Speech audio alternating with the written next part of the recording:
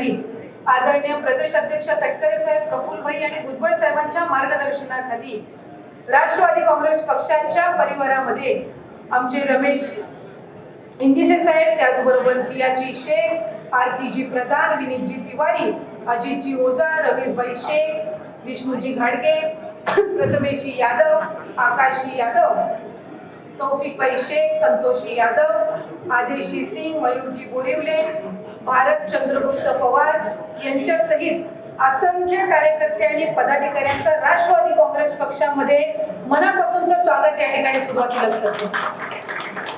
मला एका गोष्टीची जाणीव आहे की नजीबभाई, आपण जवळपास व्यासपीठावर उपस्थित असलेल्यांमध्ये सर्वात सिनियर नगरसेवक, जास्ती टर्म लढवलेले 2002 पासून सर्वात जास्ती वेळा महानगरपालिकेची निवडणूक लढवणारे, पक्षाने आदेश दिल्यानंतर कोकण पदवीधर मतदारसंघाची निवडणूक अगदी एका आठवड्याच्या पक्षाच्या आदेशावर निवडणूक लढवणारे, त्याचबरोबर या संबंध परिस्थितीमध्ये महायुतीमध्ये आपण सहभागी होत असताना विधानसभेची निवडणूक आदरणीय अजितदादांच्या मार्गदर्शनाखाली लढवणारे आणि त्याचबरोबर वेगवेगळ्या इथल्या राजकीय समीकरणाला सामोरं जाऊन सुद्धा पक्षाची ताकद टिकवण्यामध्ये आपण संघर्ष करत आहात. मी आपल्या या ठिकाणी पक्षाचे कार्यकर्ता म्हणून मनापासून आभार मानते, अभिनंदन करते. मी गेल्या अनेक वर्षांपासून त्यांना जवळून त्या ठिकाणी काम करत असताना पाहत आलेली आहे. आदरणीय दादांसोबत, तटकरे साहेबांसोबत गेल्या अनेक वर्षांपासून ते त्या ठिकाणी काम करतात. आमच्या इथली कोकणातली कुठली निवडणूक आली, एखादीच निवडणूक अशी असेल जिथं नजीबबाईची उपस्थिती नसते, नाहीतर सगळ्या निवडणुकीमध्ये फक्त ठाणे शहरामध्ये, जिल्ह्यात नाही, पण कधी ज्या वेळेला पक्षाला कुठे आपल्या सहकार्याची गरज असेल तिथं कार्यकर्ता म्हणून नजीबबाई त्या ठिकाणी निश्चितपणाने असतात. म्हणून पक्षाचा खरा कार्यकर्ता कसा असावा, पक्षाचा निष्ठावंत पदाधिकारी कसा असावा, हे नेहमीच आम्ही तुमच्या माध्यमातून त्या ठिकाणी पाहिजे. एखादा व्यक्ती ज्या वेळेला निवडणूक लढवतो, नगरसेवक म्हणून तुमचा जो रिझल्ट आहे तो 100% लागला, पण पदवीधरची निवडणूक तुम्ही लढवली त्यावेळेला वेगवेगळ्या राजकीय समीकरणातून तुम्हाला निवडणुकीला सामोरं जावं लागलं. शेवटी पदवीधरची नोंदणी ही प्रक्रिया 3-4 वर्ष आधी सुरू होत असते. आता पुढच्या पदवीधरची आता चालू झालेली आणि ती असताना सुद्धा एका आठवड्याभराच्या पक्षाच्या आदेशावर तुम्ही निवडणूक लढवली. विधानसभेच्या निवडणुकीच्या वेळेला महायुती सरकारमध्ये आपण सहभागी झालो. आपल्याला माहिती होतं की राष्ट्रवादी काँग्रेस पक्ष म्हणून जी आपली विचारधारा आहे ती लोकांना आपण गेल्या अनेक वर्षांपासून जी आपली ती सवय झालेली, त्या विचारधाराशी आपण जुळले गेलेलो आहोत. आजही महायुतीमध्ये सहभागी असलो तरी आपण त्या विचारधारेशी जुळले गेलेलो आहोत. पण कुठे ना कुठेतरी त्या विधानसभेच्या वेळेला संघर्षाला तुम्हाला सामोरं जावं लागलं. पण कुठेही पराभव आपला झालाय म्हणून ते खचले नाही. उलट आजचा हा पक्ष प्रवेश ही सुरुवात आहे आणि म्हणून ही सुरुवात ही आजच्या दिवाळीच्या आपल्या पूर्व संध्येला, म्हणजे काही दिवसांवरच आता दिवाळी आहे आणि हा एक आता सुरुवातीला एक छोटा धमाका तुम्ही केलेला आहे.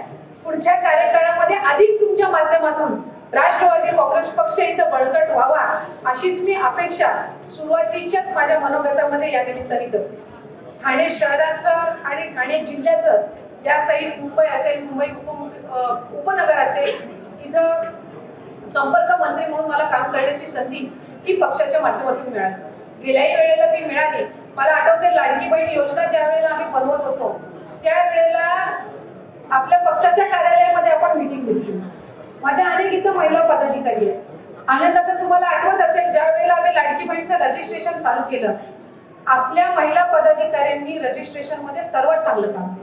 ठाण्यातल्या महिला पदाधिकाऱ्यांनी रजिस्ट्रेशन मध्ये सर्वात त्या ठिकाणी चांगलं काम केलं. काम करत असताना त्यांना ज्या ज्या अडीअडचणी यायच्या त्या तिथं आम्हाला सांगायच्या आणि आम्ही तशा त्याच्यामध्ये सुधारित करायचो. आताही ई-केवायसी ची प्रक्रिया सुरू आहे. सर्व पत्रकार बांधव इथे उपस्थित आहेत.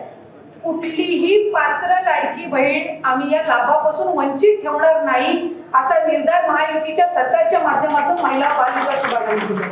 त्यामुळे जी लाडकी बहीण, मुख्यमंत्री माझी लाडकी बहीण योजना आपण आणलेली आहे ती अशाच पद्धतीनं पुढे कार्यरत आहे. राष्ट्रवादी काँग्रेस पक्ष म्हणून अजितदादांच्या नेतृत्वाखाली काम करत असताना ज्या वेळेला आपण आदरणीय अजितदादांच्या नेतृत्वाखाली पक्षाची वाटचाल सुरू केली. मला आवर्जून सांगायचंय की अजितदादांच्या नेतृत्वाखाली राष्ट्रवादी काँग्रेस पक्षाचं पहिलं कार्यालय ठाणे शहरामध्ये होतं. आजही आम्ही या गोष्टीचा उल्लेख करतो की सर्वात उत्कृष्ट कार्यालय जर पहिल्याच त्या टप्प्यामध्ये कुठं चालू झाला असेल तर तो ठाणे शहरात.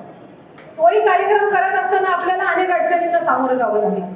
2 वेळा तो कार्यक्रम रद्द झाला. त्याची तयारी नजीकच तुम्ही आनंदाला तुम्ही सगळ्या पदाधिकाऱ्यांनी केली होती, पण तरी सुद्धा तिसऱ्यांदा त्यावेळेला त्या कार्यक्रमाची तारीख ठरली आणि अजितदादांच्या आणि तटकरे साहेबांच्या उपस्थितीमध्ये मोठ्या पद्धतीनं त्या कार्यालयाचं उद्घाटन करण्यात आलं. मला आज आपल्याला मनापासूनची विनंती करायची आहे. आज रमेशजी असतील, इतर त्यांचे सगळे सहकारी आलेले आहेत, त्याचबरोबर आपले भारतजी पवार असतील, भटके विमुक्त जाती जिल्हाध्यक्ष काँग्रेस पक्षाचे, त्यांचा प्रवेश त्या ठिकाणी झालेला आहे.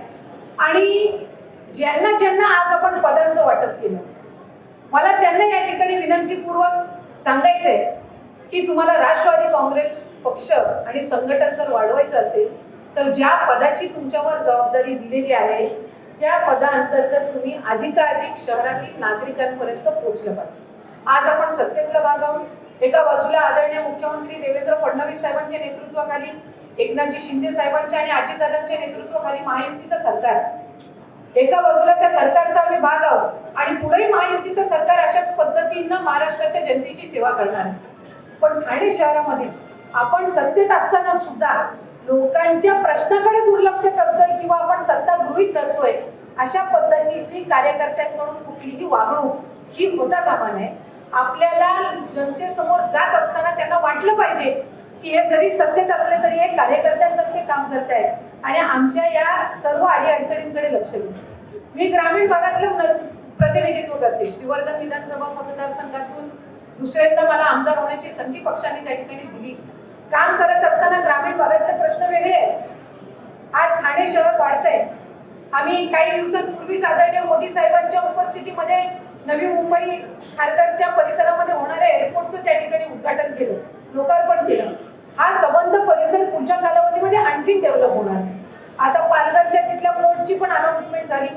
कुठे ना कुठेतरी या सगळ्या गोष्टींचा सकारात्मक नकारात्मक परिणाम हा ठाणे शहरावर होणार. शहरातले सगळे प्रश्न तुमचे वेगळे आहेत. आज रस्ता असेल, पाणी असेल, वैद्यकीय सुविधा असेल, हे सगळे प्रश्न आहेत.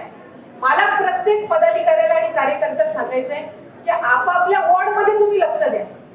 दुसऱ्या वॉर्डमध्ये कोण काय करतंय, किती काम करतंय, याच्यापेक्षा आपल्या वॉर्डमध्ये आपण पक्षासाठी 100-200 मतं कशी वाढवू शकतो, ह्यासाठी आपण सगळ्यांनी जर प्रयत्न केले तर जो संकल्प नजीबाईंनी ठेवलेला आहे आणि तर जो काही विचार त्यांनी या ठिकाणी मांडलेला आहे की पुढच्या कालावधीमध्ये ठाण्याचा महापौर बसत असताना राष्ट्रवादी काँग्रेस पक्षाला सोबत घेतल्याशिवाय महापौर होणार नाही, हा जो संकल्प आहे तो जर आपल्याला पूर्ण करायचा असेल तर आपल्याला कार्यकर्ता म्हणून काम करायचं. आम्ही बऱ्याचशा वेळेला एक अनुभव घेतलेला आहे. आज काँग्रेस आणि वेगवेगळ्या पक्षातील या ठिकाणी पदाधिकारी आलेले आहेत. मला सगळ्यांना तुम्हाला सांगायचंय, आपण सगळे एका विचारधारेतून आलेलो. ज्या वेळेला अजितदादांनी राष्ट्रवादी काँग्रेस पक्ष महायुतीमध्ये सहभागी होण्याचा निर्णय घेतला, त्यावेळेला पहिली त्यांनी त्यांची भूमिका स्पष्ट केली की राष्ट्रवादी काँग्रेस पक्ष हा सर्व धर्म समभाव, शिव फुले शाहू आंबेडकरांच्या विचारांना मानणारा पक्ष आहे आणि आमची विचारधारा काय आम्ही बदलू शकत नाही. आमची विचारधारा काय आम्ही बदलू शकत नाही. आज आपण सत्तेमध्ये आहोत. आजही अल्पसंख्याक विभाग हा सर्वात जे काही पहिले 5 कार्यरत असणारे पक्षाचे विभाग आहेत त्याच्यामध्ये आपल्या पक्षाचा अल्पसंख्याक विभाग सुद्धा आहे. आज बीजीएटी असेल, ओबीसी असेल, ह्याही संघटनांना तितकंच महत्व राष्ट्रवादी काँग्रेस पक्षामध्ये दिलं जातं. त्यामुळे सर्व धर्म समभावाची ही विचारधारा ही फक्त पक्षामध्ये नाही, आम्ही लाडकी बहीण योजना पण ज्या वेळेला आणली त्याच्यामध्ये जाती धर्माचा भेद केला नाही. आज सर्व ज्या महिला आहेत, सगळ्या समाजाच्या, सगळ्या धर्माच्या आहेत, त्या लाडकी बहीण योजनेचा लाभ त्या ठिकाणी घेत असतात. आणि म्हणून मला आपल्याला सगळ्यांना सांगायचंय की आता निवडणुका पुन्हा एकदा जवळ आल्या. विधानसभेच्या निवडणुकीनंतर आता तुमची म्युन्सिपल कॉर्पोरेशनची निवडणूक साधारणपणे 2-3 महिन्याच्या याच्यावर आली. आता परत चालू होतील की यांनी यांच्या विचारधारेशी कॉम्प्रोमाइज केली. एका बाजूला आपण सत्तेत असणं ही लोकांची कामं करून देण्यासाठी गरजेचं आहे. आज जर तुम्ही बघितलात तर अजितदादांनी कधीही सत्ता गृहीत धरली नाही, उलट अधिकाधिक लोकांची सेवा करण्याच्या दृष्टिकोनातून राष्ट्रवादी काँग्रेस पक्ष हा नेहमी कार्यरत राहिलेला आहे. त्यामुळे एका बाजूला महायुतीच्या सरकारमध्ये आपण असताना आपली विचारधारा ही कुठेही आपण सोडणार नाही. त्याच्यामुळे कुणी पुढच्या कालावधीमध्ये तुम्हाला सांगितलं की तुम्ही चुकीचा निर्णय घेतलेला आहे, आपल्याला आपल्या कामातून दाखवायचंय की आम्ही घेतलेला निर्णय योग्य आहे.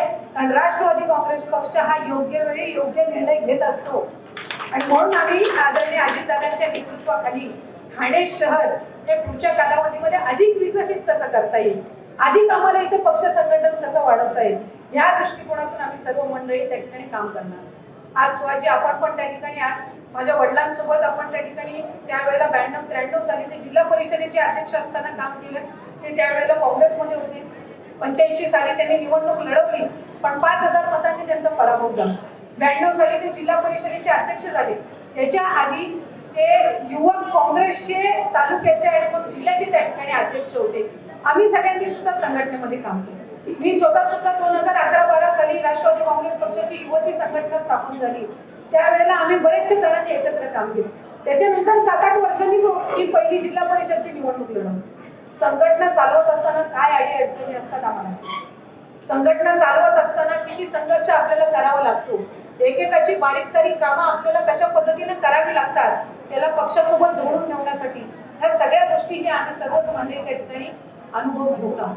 त्यामुळे संघटनेचं काम करत असताना तुम्ही सगळी मंडळी किती झटता किंवा काय काय अडीअडचणींना सामोरं जातात ही सगळी नोंद ही पक्ष नेतृत्वांकडे आहे. त्याच्यामुळे पुढच्या कालावधीमध्ये ज्या ज्या वेळेला पक्षाला संधी मिळेल आपल्या संघटनेतल्या लोकांना संधी देण्याची, त्या वेळेला निश्चितपणाने आपल्या या सगळ्या पदाधिकारी कार्यकर्ते जिथं जिथं शक्य होईल तिथं अधिकाधिक कार्यकर्त्यांना बळ कसं देता येईल यासाठी संपर्क मंत्री म्हणून तुमच्या सर्वांची प्रतिनिधी म्हणून मी पक्षाकडे निश्चितपणाने असणार आहे.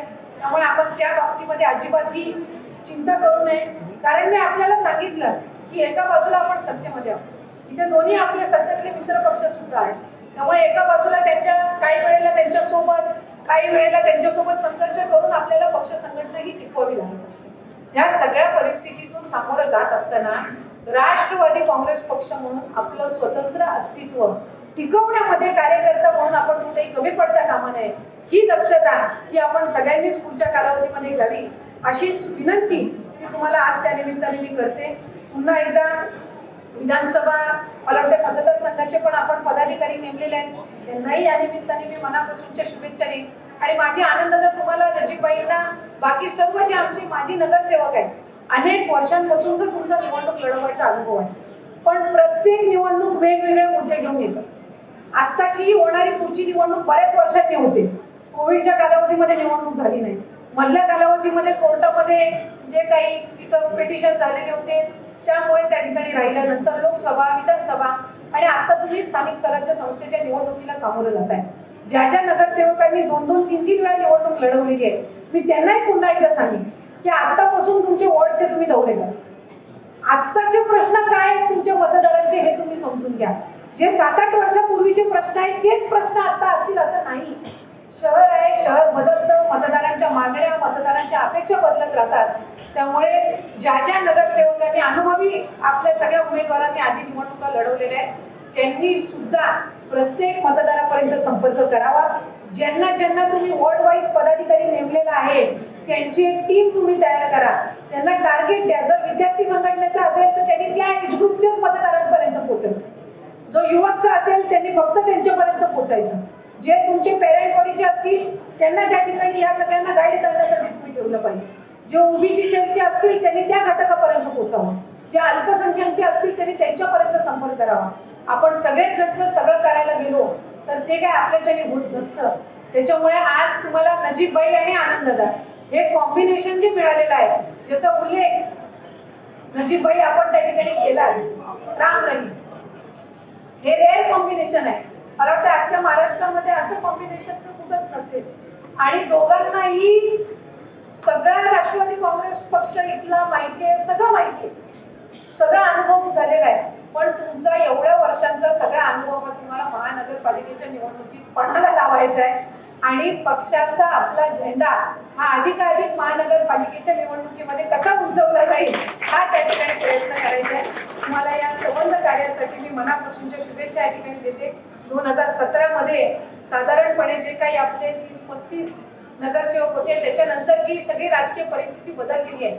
पण अजितदादांच्या नेतृत्वाखाली कार्यरत असणारा राष्ट्रवादी काँग्रेस पक्ष याचे नगरसेवक आणि संख्या ही तशीच बरकरार कशी ठेवायची, ही जबाबदारी आणि हा संकल्प नजीबबाई तुम्ही, आनंददादा तुम्ही, सुभाषजी तुम्ही, सगळे माजी नगरसेवक, सगळे पदाधिकारी आपण सगळ्यांनी पुढच्या कालावधीमध्ये करावा अशीच विनंती मी या निमित्ताने करते. आपण सगळ्यांनीच मला या ठिकाणी बोलवलं.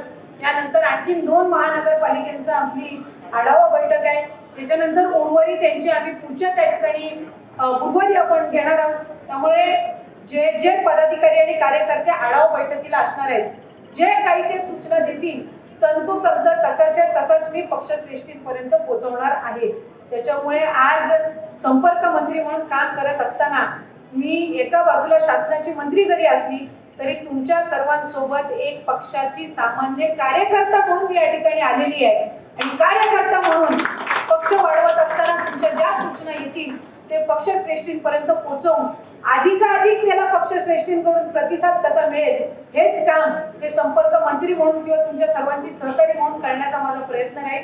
पुन्हा एकदा आलेल्या सर्वांचंच मी राष्ट्रवादी काँग्रेस पक्षाच्या कुटुंबामध्ये मनापासून स्वागत करते.